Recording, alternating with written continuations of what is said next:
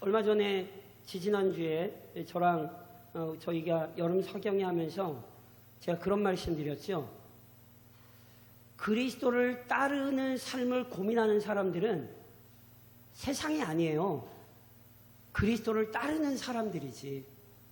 그래서 예수님도 그리스도를 따르는 삶을 제자들과 또한 예수님 주변을 따르며 몰려있던 사람들과 논쟁하시며 그들을 양육하신 것이지, 세상 사람이 그리스도를 따르는 것 때문에 고민할 필요도 없고 그런 일은 일어나지 않습니다.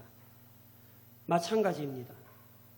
오늘 이 본문은 불신자들에게 주어진 본문이 아니에요. 너희 믿음 있는가 점검해. 너 자신 시험하고 확증해야 돼. 지금 바울은 고린도 교회 성도들에게 하는 이야기이지 세상에게 믿음이 있는가 점검해봐, 이렇게 명령하지 않습니다. 그래서 오늘 이 말씀은 나에게 적용되는 말씀이요, 그리스도인에게 적용되는 말씀이라는 사실을 놓치시면 안 돼요. 그리스도인들은 이 말씀을 철저히 자신에게 점검해야 돼요.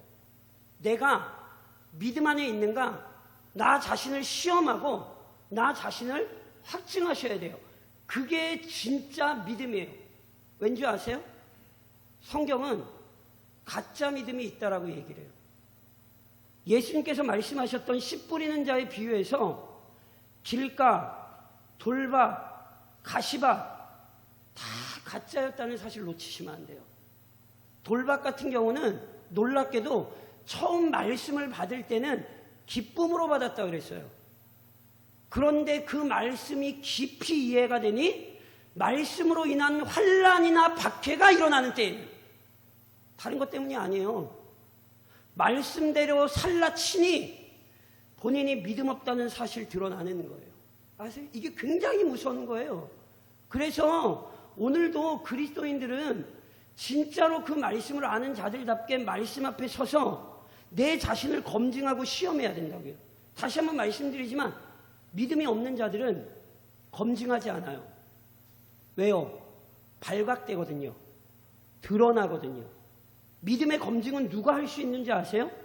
진짜 믿음을 가진 자만이 할 수 있어요. 왜요? 말씀으로 검증하면 내 믿음이 확 드러나니 이것이 내 것이 아니라 하나님의 것이라는 사실을 알고 감사하고 찬양할 수 있죠. 게다가 더욱더 믿음으로 살아야 된다는 사실을 이해하고 하나님을 더욱더 신뢰하며 의지하며 살게 되어 있는 거예요. 다시 한번 말씀드리지만 오늘 믿음을 시험하고 확증하는 사람은 불신자 아니에요. 진짜 믿음의 사람이지. 물론 이 말씀을 그럼 나 예수 안 믿는 거 아니야? 이렇게 생각하시라는 얘기가 아니에요. 오늘 우리의 믿음을 시험하고 우리의 믿음을 확증해야 된다는 건 말씀을 통해 우리의 믿음을 확인할 뿐 아니라 그것을 점검함으로 믿음이 어떻게 해야 되냐면 점점점 성장되어질 수 있도록 수고하고 애쓰라는 뜻이에요. 예수 그리스도를 따르는 일에 우리에게 수고가 드는 것처럼 믿음으로 성장하는 일에 수고가 들고 열심으로 믿음을 점검하는 과정 속에서 진짜 우리의 믿음이 제대로 성장하게 된다는 사실 놓치시면 안 되는 거예요. 그런 의미에서 오늘 본문이 우리에게 이걸 명령하는 거예요. 너희 자신 시험하고 확증하라. 그렇다면 어떻게 시험하고 어떻게 확증해야 되는가? 제가 몇 가지 이야기를 좀 드리려고 그래요. 우선 저를 좀 한번 따라 하시겠어요? 올바른 지식. 뭐요? 올바른 지식. 기억하셔야 돼요. 진정한 믿음은 올바른 지식을 가지고 있는지로 확인할 수 있고 올바른 지식을 가진 것으로 성장할 수 있어요. 다시 설명드리면 올바른 지식이 없이는 믿음을 가질 수도 없고 믿음 안에서 성장할 수도 없어요. 이게 성경이 가르치는 믿음이에요. 자, 오늘 오전에도 제가 호세아 선지자를 잠깐 언급했는데 호세아 선지자 하면 혹시 떠오르는 거 없으세요? 사랑의 선지자. 그치요? 고매를 끝까지 챙겼던 하나님의 명령에 따라. 그런데 호세아 선지자 하면 호세아를 대표하는 말씀이 있어요. 그게 뭔지 아세요? 내 백성이 무엇이 없어 망한다? 그치요? 지식이 없으므로 망한다. 호세아가 뭐라고 선포했냐면 내 백성이 지식이 없으므로 망하는도다. 내가 지식을 버렸으니, 이스라엘 백성이 지식을 버렸으니 하나님께서 나도 너를 버려 내 제사장이 되지 못하게 할 것이요. 기독교 신앙에서 지식은 엄청나게 중요하다는 사실을 놓치시면 안 돼요. 이단이 뭐예요? 이단 딴 거 아니에요. 잘못된 지식을 진리라고 우기는 사람들이에요. 이단을 점검하는 법은 어렵지 않아요. 이단을 생김새로 구별하나요? 이단을 목소리로 구별하나요? 이단 목소리로 구별하면 저는 뭐 이단 중에 이단일 것 같은데? 이단을 구별하는 건 다른 걸로 구별하지 않아요. 지식으로 구별하지.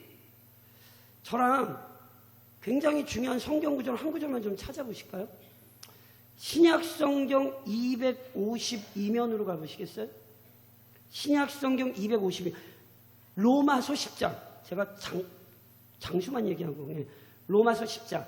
신약성경 한 252면쯤에 로마서 10장에 보면 오전에도 제가 편협한 선민사상에 대해 요나 설교하다가 언급을 했는데 유대인의 실패가 어디에 있는지를 잘 기억하셔야 돼요. 왜 유대인이 메시아를 죽였는가 잘 기억하셔야 돼요. 로마서 10장 신약성경 252면 로마서 10장 1절로 3절까지만 저랑 천천히 한번 읽어보실게요. 굉장히 중요한 말씀이에요. 유대인이 왜 실패했는가 이 말씀을 잊으시면 절대로 잊으시면 안 돼요. 로마서 10장 1절로 3절 같이 시작. 형제들아 내 마음에 원하는 바와 하나님께 구하는 바는 이스라엘을 위함이니 곧 그들로 구원을 받게 함이라. 내가 증언하노니 그들이 하나님께 열심히 있으나 올바른 지식을 따른 것이 아니니라. 하나님의 의를 모르고 자기 의를 세우려고 힘써 하나님의 의에 복종하지 아니하였느니라. 보세요. 이 말씀이 얼마나 무서운 말씀인가. 유대인들이 하나님을 향한 열심이 있었대요? 없었대요? 있었다잖아요. 그들이 하나님께 뭐가 있어요? 열심히 있었으나. 아시죠? 바울이 왜 예수를 핍박하고 교회를 박해했습니까? 유대인의 입장으로 예수는 메시아일 수가 없어요. 왜냐하면 분명히 율법이 뭐라고 얘기했냐면 나무에 달린 자마다 하나님의 저주를 받은 자라 그랬거든요. 예수님 어디에 달려 죽었어요? 나무에 달려 죽었잖아요. 그러면 율법에 따르면 뭐 받은 거예요? 하나님의 저주 받은 거잖아요. 맞습니까? 틀립니까? 맞지요. 자기의 저주가 아니라 우리를 대신한 저주를 받았지요. 바울은 그걸 못 깨달았어요. 올바른 지식이 없었어요. 예수가 율법대로 십자가에 달리셔서 우리를 향한 저주를 받으심으로 우리가 죄에서 해방되었다. 이 영광스러운 지식을 알지 못했어요. 하나님을 향한 열심은 있었으나 올바른 지식이 없어 놀랍게 그리스도를 부인하고 교회를 핍박했다니까요. 오늘도 우리의 신앙생활의 출발은 올바른 지식이에요. 그래서 제가 누누이 말씀드린 것처럼 교인들이 쉽게 이런 얘기 하시면 안 돼요. 나는 뭐 하나님 말씀 잘 모르겠다. 그러니까 모르실 때는 이런 얘기를 하셔도 원래는 뭐 하시면 안 되는데, 그러니까 제대로 된 그리스도인들이라면 이런 얘기를 원래는 하면 안 돼요. 왜요? 기독교 신앙이란 뭐에 근거하는 것이기 때문에, 올바른 지식에 근거하는 것이기 때문에 그래요. 믿음은 들음에서 나고, 들음은 어디에서 나요? 그리스도의 말씀으로 말미암아요. 다시 말씀드리면 말씀이 없으면 믿음도 없어요. 아무데나 믿습니까? 그럼 아멘 하시면 안 된다니까요.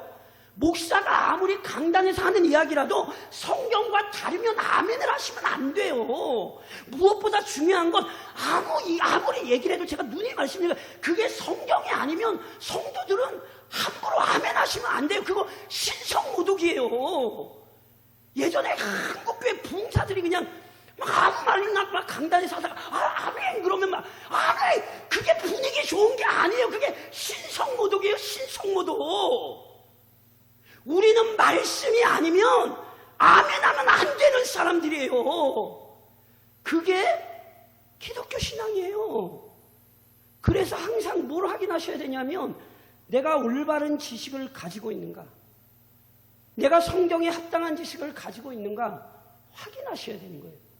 지식이 잘못됐으면 믿음이 잘못된 거예요. 온전한 지식 안에 믿음이 나오는 것이고, 누님이 말씀드렸죠. 믿음은 들음에서 나고 들음은 그리스도의 말씀으로 말미암는다는 건 믿음의 출발만을 얘기하는 게 아니에요.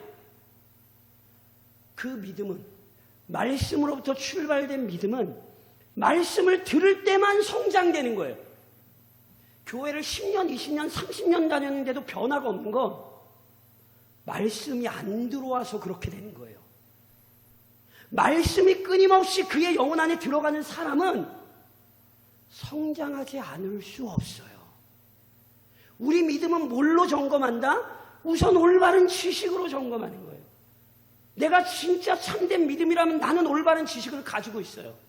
그리고 올바른 지식을 끊임없이 채울 때만이, 즉 하나님의 말씀에 대한 바른 지식을 끊임없이 채울 때만이 그 사람의 믿음은 온전한 믿음으로 성장하는 거예요. 이게 오늘 바울이 우리에게 가르치는 첫 번째 교훈이에요. 그러니 다시 한번 말씀드리지만 올바른 지식을 붙드셔야 돼요.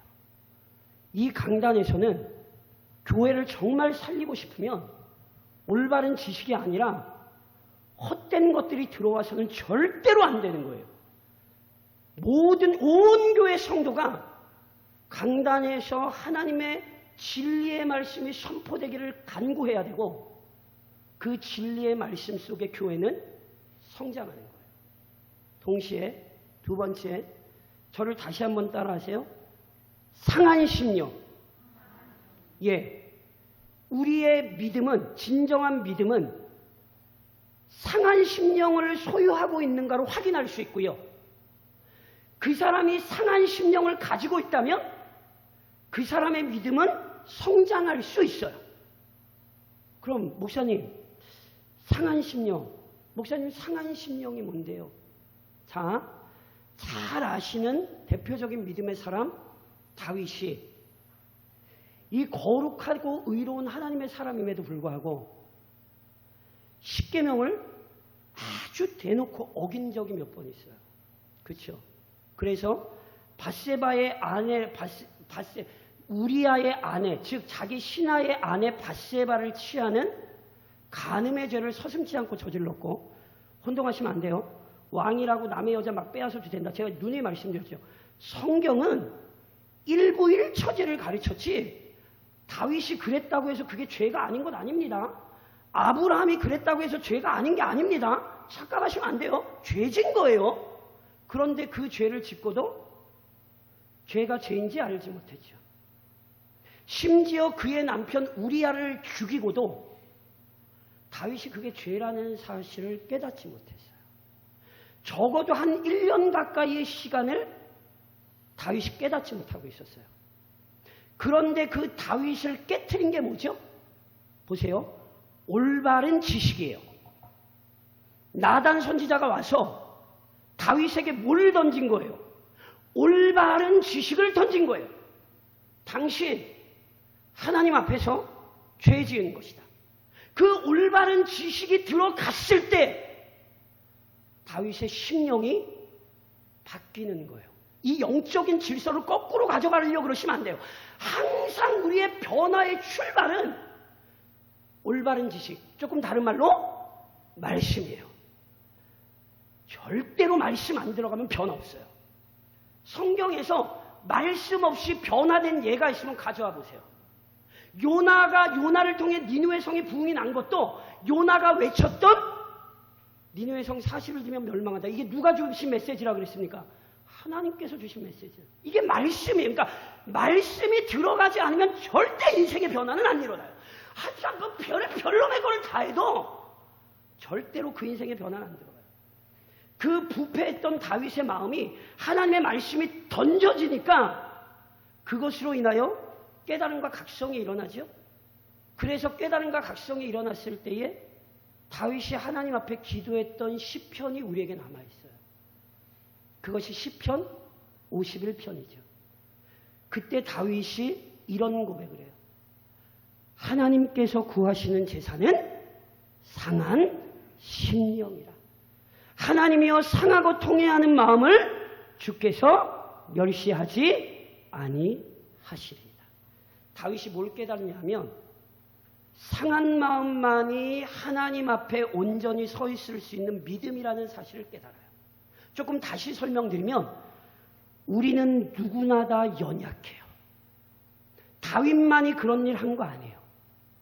우리는 누구나 다 지난주도 죄 짓고 살았고 이번 주도 죄 짓고 살아요. 그 현실을 무시하시면 영안이 가려진 거예요. 이 땅을 살아가는 동안 우리는 평생 예수님 앞에 서거나 예수님이 부르시는 그날까지 우리는 끊임없이 쓰러지고 넘어지는 삶을 살아요. 그래서 상한 심령이란 게 뭔지 아세요? 하나님, 나는 내 인생을 살아갈 힘이 없습니다. 하나님, 이번 한 주간도 믿음으로 한 주간을 살아야 하는데 하나님, 내게는 그 능력이 없고 하나님, 내게는 그 권세가 없습니다. 그래서 하나님 나를 붙들어 주지 않으시면, 하나님 나를 돌보아 주지 않으시면 하나님, 나는 이번 한 주간을 살 수 없습니다. 그래서 하나님 저에게 은혜를 베푸셔야 합니다. 이게 상한 마음이에요. 이해하시겠어요? 하나님께서 돕지 않으시고 하나님께서 붙들어주지 않으시면 바울이 얘기했던 것처럼 선줄로 생각하는 자, 넘어질 수밖에 없는 것이 우리의 현실임을 이해하고 끊임없이 은혜를 구하는 삶을 살아가는 거예요. 많이 말씀드렸죠? 믿음이 세다는 건, 이게 이해를 좀 잘 하셔야 돼요. 믿음이 세다는 건 뭔가를 많이 한다라는 게 아니에요. 믿음이 세다는 건 하나님을 많이 의지하는 거예요. 하나님을 많이 의지하는, 즉 오늘 성경이 얘기하는 상한 심령을 가진 자가 믿음이 센 사람이에요. 이 상한 심령이 없이 나는 기도 안 하고도 살 수 있어. 나는 성경 안 읽어도 괜찮아. 사는데 아무 지장 없어. 이게 교만이라니까요. 그거 하나님이 꺾으시면 아프게 꺾여요. 그러니 하나님이 억지로 꺾으실 때 꺾이지 마시고 지금 낮추셔야 돼요. 올바른 믿음, 상한 심령을 가졌는가로 확인되고 그 상한 심령을 가진 성도가 매일매일 하나님 앞에서 성장하는 믿음의 사람이 되는 거예요. 더 나아가 다시 한번 따라하세요. 거룩한 삶. 예, 거룩한 삶. 보세요. 올바른 지식이 우리 안에 들어와 우리가 은혜 없이는 살 수 없는 존재라는 상한 심령을 갖게 할 뿐 아니라 그 상한 심령을 가진 성도로서 그는 은혜 안에 매일의 삶을 살아가게 되어 있어요. 그런데 그 매일의 삶이 자기의 것이 아니라 누가 허락하신 삶이에요? 하나님께서 은혜로 허락하신 삶이잖아요. 그러니까 자기의 것이 아니라 하나님의 것이기 때문에 그 성도는 자기의 영광이 아니라 하나님의 영광을 위해 살게 되어 있어요. 이건 안 떨어지는 논리예요. 제가 논리를 기가 막히게 만드는 게 아니라 성경이 이렇게 얘기하는 영적인 질서예요. 올바른 지식 안에서 상한 심령을 가지고 그의 삶은 거룩한 삶으로 끊임없이 변화되게 되어 있어요. 그래서 제가 눈이 많이 말씀드렸어요. 거룩이 뭔가, 거룩이 뭔가. 자, 하나님께 대한 거룩과 우리의 거룩이 달라요. 하나님 거룩하시죠? 그러니 너희도 거룩하라 이럴 때 우리가 하나님과 같은 존재가 된다는 의미 아니에요. 하나님께 거룩이란 뭐라고요? 존재론적 초월성과 도덕적 순결성이에요. 존재론적 초월성, 즉 하나님은 모든 만물을 창조하신 홀로 유일하신 창조주 하나님이시고 그분은 죄를 가까이 하실 수 없을 뿐 아니라 어떤 오류나 흠이 없는 도덕적으로 순전하신 분이에요. 이게 하나님의 거룩이에요. 그런데 그 거룩하신 하나님께서 우리에게 거룩을 요구하신다라고 할 땐 자, 따라하세요. 제 많이 저를 따라하세요. 구별과 헌신. 우리가 거룩하다는 건 구별과 헌신되는 거예요. 그래서 보세요. 구별이란 우선 이전에 죄악된 삶에서 바뀌는 거예요. 이게 구별이에요. 그래서 제가 누님 말씀드리잖아요. 생각이 다르셔야 돼요. 세상 사람과 똑같이 생각하시면 이거는 구별이 아니에요. 입술이 달라지셔야 돼요. 세상 사람들과 똑같은 말을 하면 이건 구별이 아니에요. 세상 사람이 얘기하는 것처럼 똑같이 얘기하면 이건 그리스도인이 그렇게 얘기하면 하나님 영광 가리는 거예요. 우리의 행동이 달라야 된다니까요.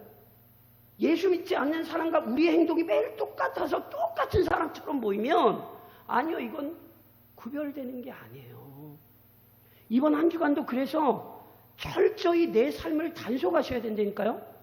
안 좋은 생각이 들 때마다, 안 좋은 마음이 들 때마다 아, 내 이러고 있는 차라리 죽고 싶다. 이런 생각이 들 때마다 아, 내가 요나 같구나. 이렇게만 생각하시면 안 되고 하나님, 이 부패한 마음을 좀, 이 부패한 생각을 구별할 수 있는 은혜를 달라고. 행여나 말을 함부로 하셨으면 하나님, 아직도 부족해서 구별되기 어려운데 내 입술에 파수꾼을 세워주셔서 하나님 내 입술을 지켜달라고. 누군가 험한 말 하셨으면 가서 미안하다고 사과하셔야 돼요. 그게 진짜 그리스도인이에요. 하나님께만 회개하면 된다? 착각하지 마세요. 마태복음 5장에 우리에게 뭐라고 가르쳤어요? 너 하나님께 제사 드리러 가다가 누군가 싸운 일 생각나거든. 너 예배당 가던 말고는 멈추고 너 먼저 그 사람한테 가서 사과하고 와. 그래야 하나님께서 네 예배 받아. 이게 질서라니까요. 이 질서를 자꾸 거꾸로 가져가시거나 바꾸려고 하시면 안 돼요. 행동이 구별되셔야 돼요. 더 나아가 헌신이에요. 헌신. 예전에 죄 아래 있을 땐 우리가 행하는 모든 것이 죄였어요. 죄의 열매에 맞게는 만들어낼 게 없어요. 그게 죄인의 현실이에요. 그런데 놀랍죠? 우리의 삶을 통해 하나님이 기뻐하시는 열매를 맺을 수 있는 거예요. 아까 말씀드렸던 것처럼 구별되시잖아요. 그럼 그게 헌신하시는 거라니까요. 그러니까 이번 한 주간도 세상 사람들과 다르게 사시며 헌신하셔야 될 뿐 아니라 보세요. 지금도 실은 뭐 하고 계신 거죠? 지금도 이게 헌신하시는 거 잊지 마세요. 아, 제가 대놓고 말씀을 드려야지. 제발 목사한테 이런 얘기 하지 마세요. 교회 오시면서 아유 내가 뭐 하는 게 없어서 아이고 죄송해서 그런 얘기 하시면 안 돼요. 그거 목사를 우선 이단 만드시는 거고 저를 굉장히 패역한 목사를 만드시는 거예요. 왜 목사한테 뭐 그러시면 안 돼요. 그러니까 마음은 이해하지. 보세요. 지금도 이 더운 날 바쁜 시간에 하나님께서 거룩히 주의를 구별하라 그래서 시간과 몸을 들여 이곳에 나와 앉아 계신 것 헌신입니까 아닙니까? 왜 작게 얘기하세요? 헌신입니까 아닙니까? 엄청난 헌신입니다. 왜요?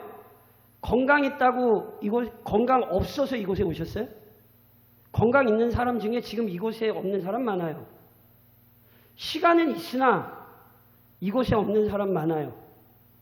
잘 보셔야 돼요.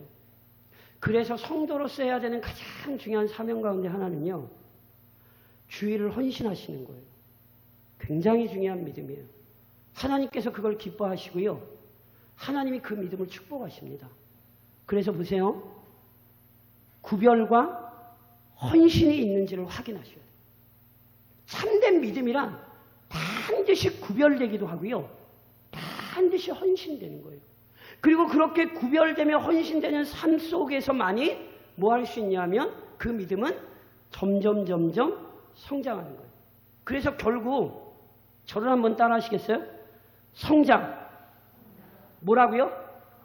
참된 믿음은 뭘로 확인이 가능한 줄 아세요? 참된 믿음은 성장으로 확인 가능해요. 올바른 지식이 그의 영혼 안으로 들어올 때 그 영혼이 상한 심령으로 하나님 앞에 철저히 깨어질 뿐 아니라 하나님으로부터 공급받는 그 은혜로 그는 거룩한 삶으로 구별되어져요. 그리고 그 삶이 헌신되며 시간이 지나면 지날수록 그 사람은 성장하게 되어 있는 거예요. 아시잖아요. 갓난아기가 응애응애하고 태어났어요. 그런데 그 갓난아기가 자라지 않는다면 문제가 있는 거잖아요. 마찬가지예요.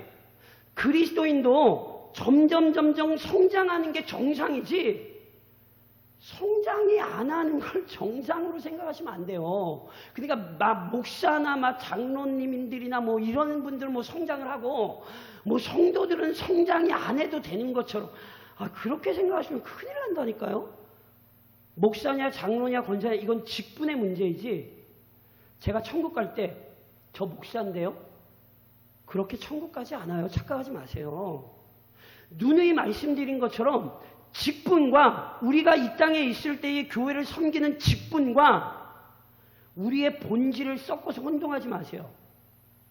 우리에게 가장 영광스러운 이름은 성도예요. 하나님께서 구별하신 자로 부르셔서 오늘 믿음으로 이 땅을 살게 하신 거예요. 만일 목사라는 직분을 가졌으나 성장하지 못하면 성장했던 평신도보다 하나님 앞에서 받을 책망이 더 커요. 오히려 착각하시면 안 돼요. 제가 항상 말씀드리잖아요. 저 목사로 완성된 거 아니에요. 목사답게 계속 성장하고 있는 거예요. 안 믿기시세요? 그러니까 평생 목사답게 성장하다 천국 가는 거예요. 행정적으로 은퇴가 있는 거지 교회 안에 행정적으로 직분상의 은퇴가 있는 거지 시무에서의 은퇴라는 개념이 있는 거지 죽을 때까지 장로답게 살다 하나님 앞에 가는 것이고 죽을 때까지 권사답게 살며 이 땅을 살다 주님 앞에 서는 거라니까요. 우리는 누구나 죽을 때까지 하나님 앞에서 성장하는 거예요. 그래서 제가 누누이 말씀드리죠. 언제 믿음이 제일 좋은 거라고요? 예, 그렇죠. 죽을 때 믿음이 제일 좋은 거예요. 그게 성경적인 믿음이에요. 근데 교회 안에 자꾸 어떤 모습이 있냐면 놀랍게 거의 죽을 때가 가까워서 교회 안으로 들어오는 사람이 있는 반면에 젊을 때는 교회 안에서 이것저것 많이 했는데 오히려 느지막할 때의 교회를 이탈하는 사람들이 있어요. 이거 무서운 얘기입니다. 이거 성경이 가르친 얘기입니다. 시간이 지날수록 성장하셔야 돼요. 성장하지 않는 믿음이라면 가짜예요. 작년 믿음보다 올해 믿음이 좋으셔야 되고 올해 믿음보다 내년의 믿음이 좋으셔야 되는 거예요. 오늘 믿음으로 살지 않는 자가 내일 믿음으로 죽을 수 없어요. 오늘 믿음 안에서 성장하는 자만이 우리 주님께서 잘하였도다 착하고 충성된 종아라고 부르시는 그 부름 앞에 서는 거예요. 올바른 지식, 상한 심령, 거룩한 삶과 성장하는 모습 끊임없이 검증하셔요. 그리고 이 믿음 안에서 저를 좀 한번 따라 하시겠어요? 믿음의 역사. 믿음의 역사가 있기를 간구하셔야 돼요. 그리고 실제로 믿음에는 역사가 나타나요. 그 믿음에 나타나는 역사를 조금 이렇게 세분할 수 있어요. 우선 저를 한번 따라 하시고 보세요. 확신. 개인적으로는 믿음의 역사가 나타날 때 확신이 생겨요.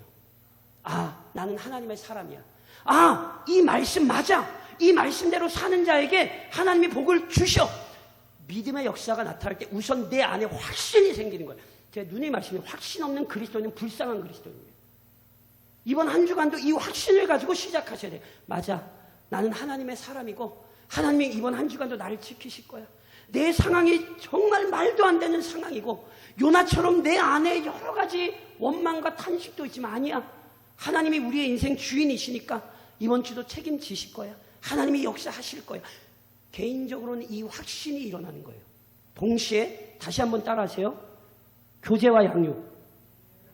말이 빨라서 헷갈리시죠? 다시. 교제와 양육. 믿음의 역사가 나타나는 교회 안에는요, 교제가 있어요. 그리고 그 교회 안에서 양육이 일어나요. 이게 믿음의 역사예요. 성도들이 믿음 안에서 교제하며 서로가 견고해지고, 이번 주에도 저희 주일학교, 성경학교 있었지만 교회가 해야 되는 가장 중요한 사명 중에 하나, 믿음의 세대를 양육하는 거예요. 한 명의 아이를 그리스도의 복음 안으로 인도하는 것은 천하를 얻는 일입니다. 아멘이십니까? 그걸 우리가 하는 거란 말이에요. 그래서 교제와 양육, 그 믿음의 역사가 일어날 때 그 교회는 성도들이 교제하며 끊임없이 하나님의 사람들이 양육되는 일이 일어나는 거예요. 이게 믿음의 역사예요. 다시 한번 따라하세요. 전도. 보세요. 믿음의 역사가 일어나면 나 혼자만 확신 갖고 우리끼리만 좋은 게 아니에요. 믿음의 역사가 일어나는 교회는 반드시 세상을 향한 증거를 갖게 되어 있어요.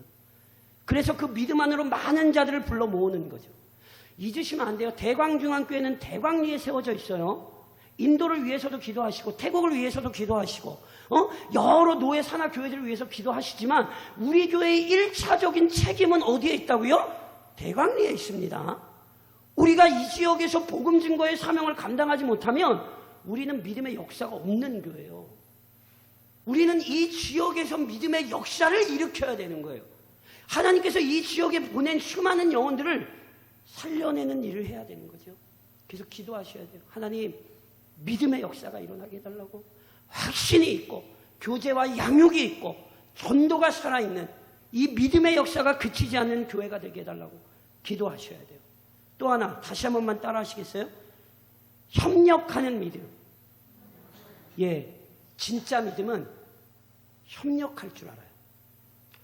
모세가 이스라엘 백성이 아말렉과 싸울 때 하나님 앞에 손들고 기도할 때 아론과 훌이 협력했어요.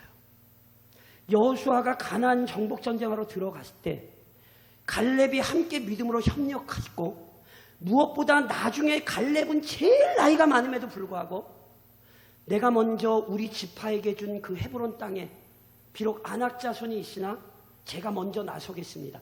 여호수아의 믿음에 갈렙이 협력했어요. 느부갓네살 왕이 꿈을 꾸고는 그 꿈과 그 해석을 알리지 않으면 다 죽여버리겠다고 난리칠 때 그 얘기를 전해들은 다니엘이 집으로 돌아가 친구들에게 뭐 했는지 아세요? 하늘에 계신 하나님이 이 은밀한 일에 대하여 불쌍히 여기사 다니엘과 친구들이 바벨론의 다른 지혜자들과 함께 죽임을 당하지 않게 하시기를 그들로 하여금, 다니엘이 그 친구들로 하여금 구하게 하니라. 다니엘만 기도한 게 아니야. 다니엘이 친구들에게 기도를 요청할 때 그 친구들이 협력하여 기도했어요. 그 전도서가 우리에게 뭘 가르칩니까? 한 사람이면 패하겠거니와 두 사람이면 맞설 수 있나니 세 겹줄은 쉽게 끊어지지 아니하느니라. 아멘. 그래서 우리에겐 지금 이 앉아있는 모든 교우가 협력의 대상이에요.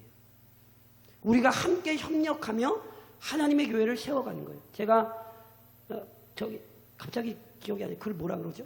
사경회. 갑자기 사경회 때도 말씀드렸잖아요. 하나님께서 내게 주신 교회가 너무너무 감사하고 행복해야 돼요. 이 성도들과 함께 신앙생활 한다는 게 같이 협력하는 믿음을 가지고 있는 것이 실은 기쁨이 돼야 돼요. 이것이 없으면 이게 신앙생활 잘못되는 거예요. 그래서 우리는 우리의 믿음, 이 협력하는 믿음을 잘 지켜나갈 수 있도록 또 수고하고 애쓰셔야 합니다. 사랑하는 성도 여러분, 우리의 믿음 점검해야 돼요. 그리고 그 안에서 믿음의 역사가 나타날 뿐 아니라 협력하는 믿음으로 맡겨주신 사명 잘 감당하는 교회여 또 성도가 되시기를 우리의 믿음의 주요 온전케 하시는 이 우리 주님의 이름으로 권면드립니다.